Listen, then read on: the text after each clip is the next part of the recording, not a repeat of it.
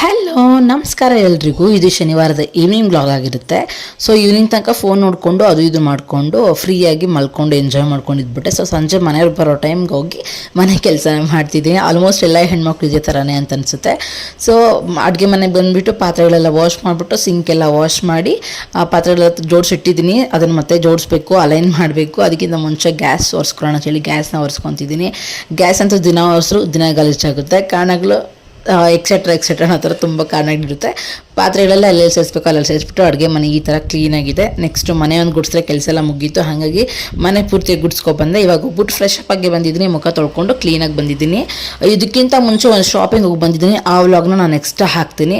So ಮುಖ ತೊಳ್ಕೊಂಡು cream but ಎಲ್ಲ ಹಚ್ಕೊಂಡು ರೆಡಿ ಆಗಿಬಿಟ್ಟು ತಲೆ ಬಚ್ಕೊಂಡಿದ್ದೀನಿ. ಇದೆ ನನ್ನ ಫೈನಲ್ ಲುಕ್.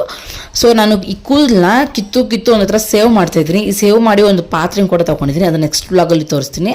ಅದೇ ತನಕ ಟೇಕ್ ಕೇರ್ ಆ್ಯಂಡ್ ಬಾಯ್.